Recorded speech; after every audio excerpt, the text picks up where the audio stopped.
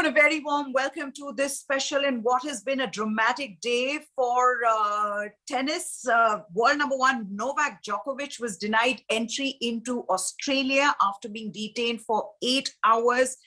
The Australian Border Force told him, they issued a statement where they said that Djokovic failed to provide appropriate evidence to meet entry requirements and his visa has been subsequently cancelled.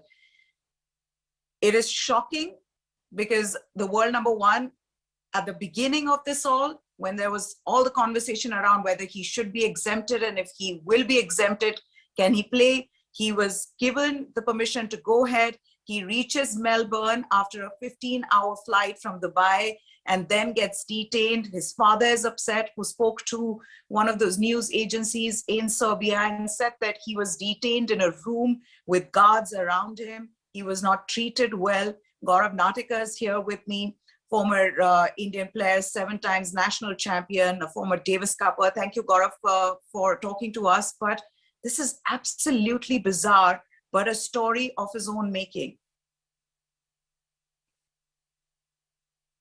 Yeah, thank you, Meha. Lovely to be on the show. Yeah, I think that there are multiple, angles to this. I think that the first thing is, of course, how was Novak Djokovic allowed to come into Australia, given that there was a clear policy of no vaccination and no participation. I think that then the second stage, of course, is the whole fiasco with the entry into Australia and what's panning out now. But I think really this is just lack of communication. This is just lack of coordination. And I suspect that the communication has not been forthcoming from various quarters simply because there is more to this than meets the eye. And as we speak, I think things are unraveling and I don't think we've seen the last of this as yet. That is right. Now, for all those who are wondering what has happened, Djokovic arrived at Tullamarine Airport in Melbourne at 11:30 p.m. on Wednesday night, a 15-hour-long flight.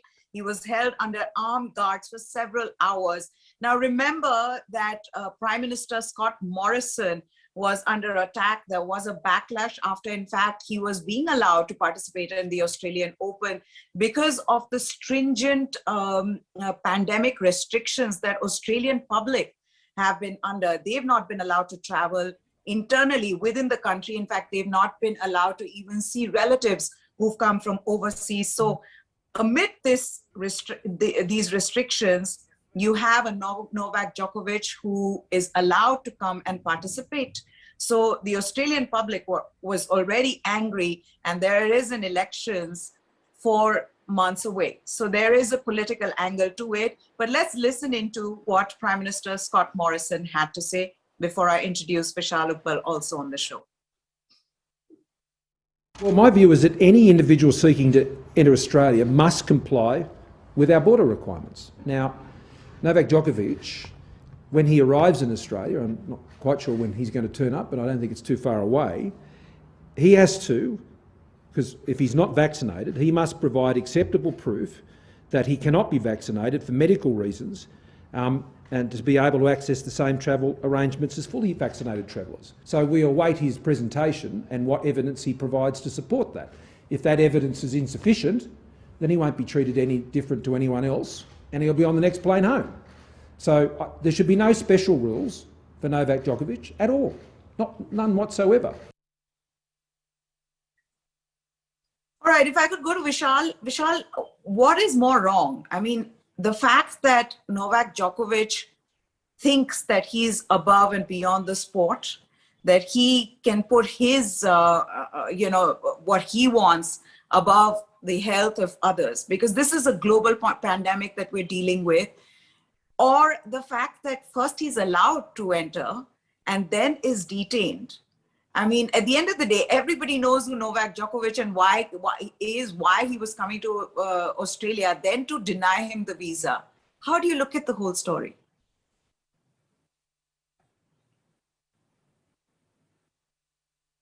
I think you'll have to unmute yourself, Vishal.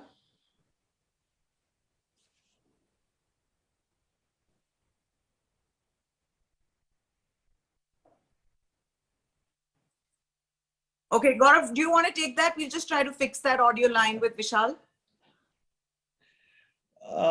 No, I just think, like I said, that there is definitely more to this than meets the eye. I think Djokovic has never really been the popular favorite. And when you're up against a Nadal and a Federer who are not only well liked and stars in their own sport, but they cut across many sports, I think he's always going to fight a losing battle. I think the question really here, Meha, is that if the Australian Prime Minister and the officials and the Victorian government knew that there was something not right with the paperwork and the reasons given by Djokovic and his team, why was he given a exemption in the first place, and why was he asked to fly all the way to Australia?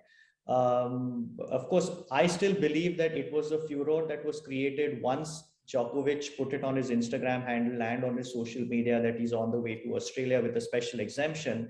I think that's when really, there was an outrage not only in Australia, but globally. And possibly that's why, like you said, because there's an election coming up, when he arrived in Australia, the Australian authorities are making it tough on him. But I think coming back to Djokovic, I think that the fact that he talks about wanting to do things for players and stuff, he is doing a lot.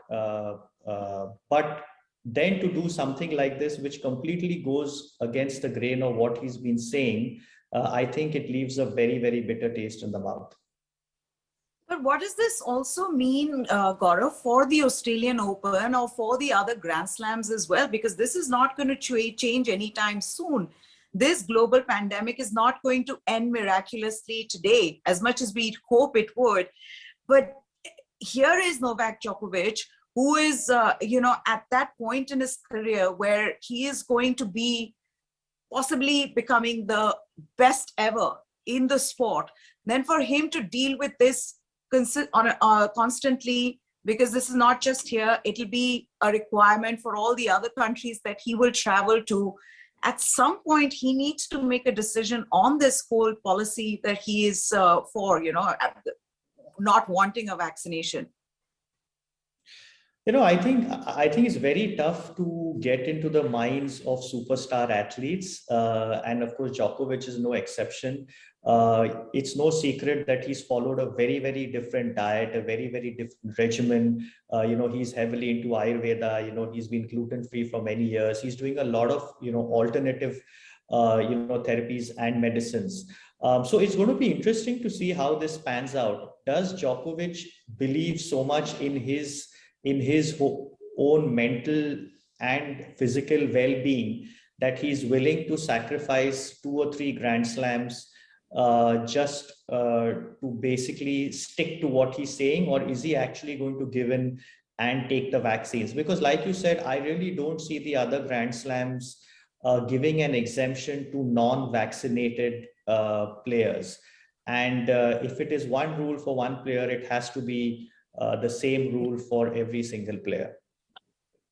Exactly. I mean, this is a huge mess that has been created. But at the end of the day, I mean, what is going to be Novak Djokovic's legacy? If you are going to take over the records from Rafael Nadal or from Roger Federer, but you are involved in this kind of a situation, I don't know how he will be viewed, how history will view him. But also let's listen into the Tennis Australia CEO, his bite, what he has to say on the whole issue.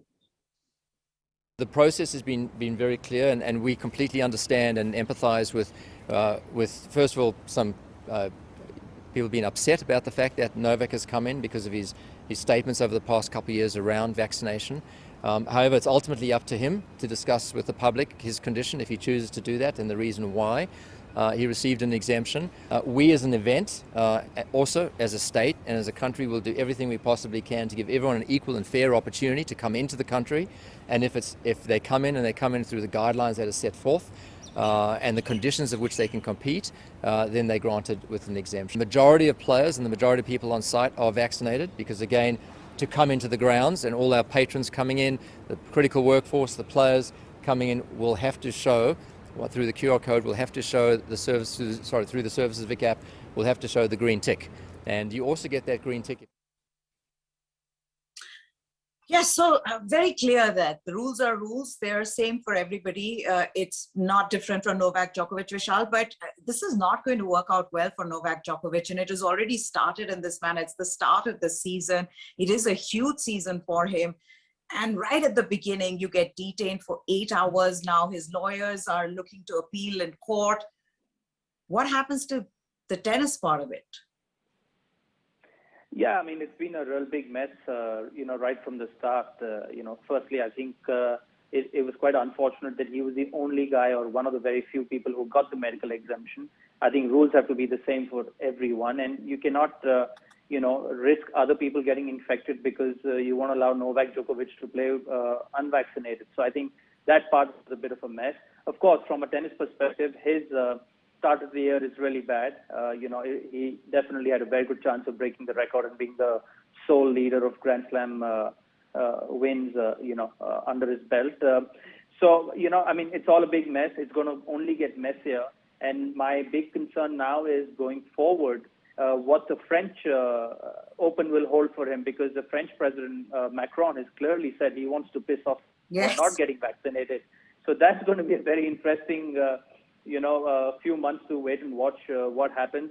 Obviously, Australian Open has made an absolute mess of this situation, and I think the backlash that the Australian Open is receiving and the Australian government is receiving from the Australian public is only fair, because I have a lot of friends in Australia, Australians who can't meet their sick relatives, even though they're vaccinated, they can't meet them, and here you can allow a player to come in and play a sporting event. I think it's just been wrong from the get-go.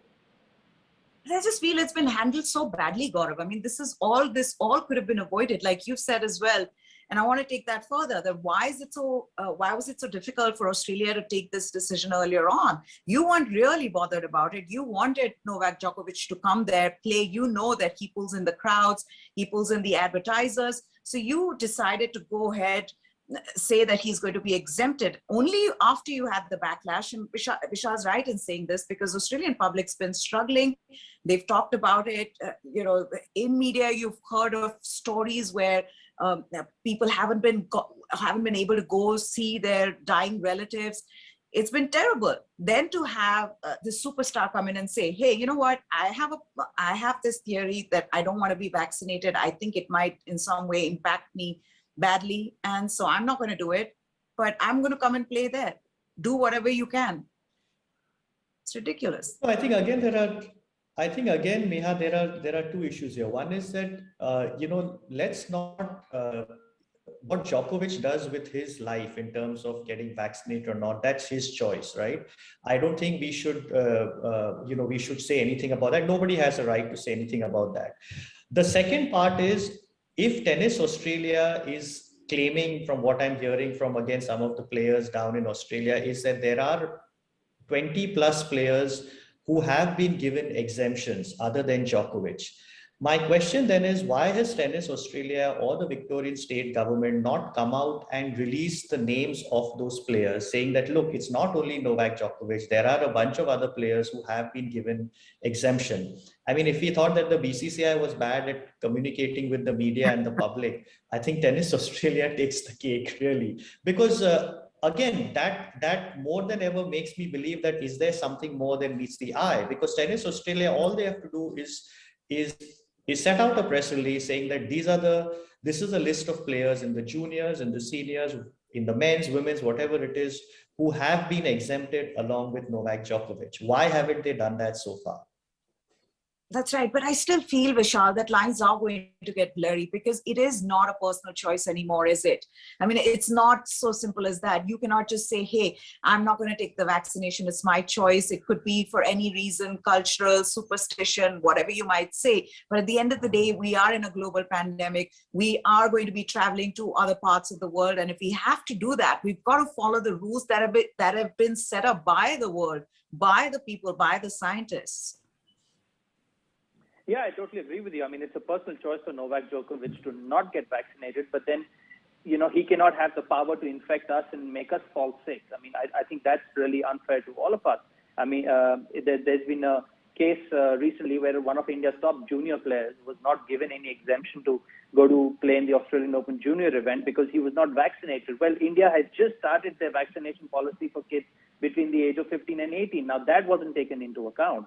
So, I mean, it's okay for Novak Djokovic to not get vaccinated, but it's not okay for him to come out in the open, pick up the virus, and spread it around to everyone else. I think that just is very unfortunate, and might I add, very irresponsible of Djokovic also. I mean, it's okay if he doesn't want to get vaccinated. Please sit in your house, live your life. You've made enough money. You don't need to work another day in your life. You're not going to be hard pressed for food and stuff. But you don't have a right to come out and be a cause of the spread of the virus. He's already been infected once, in the first wave, and now with the way the virus is mutating and getting more and more dangerous. I mean, we all, as humanity, have to, come together and try and, so-called break this chain and try and get beyond this pandemic. So I think it's a little unfortunate that, there's so much of this nonsense still going around town. Absolutely. So yes, this is still a developing story, and we will get to know, as the day goes, as to what Novak Djokovic and his lawyers are likely to do. What will Tennis Australia look to do now? Whether he will be deported because he is quarantined in a hotel. So, but at the end of the day, this is just absolutely bizarre. It's crazy, and something that tennis world can completely live without. This was not needed right now. You just want to go and watch this Australian Open just for the tennis and for the pleasure that it provides. But what a mess this is. Thank you so much, Gaurav Natikar and Vishal Uppal, for joining us. That's it from now. As we said, Novak Djokovic has been denied entry into Australia for the Australian Open, detained at the airport, now quarantining in a hotel, possibly going to be kicked out of the country because the evidence that he provided for the exemption of vaccination wasn't good enough. That's it from us. Goodbye. Thanks for watching.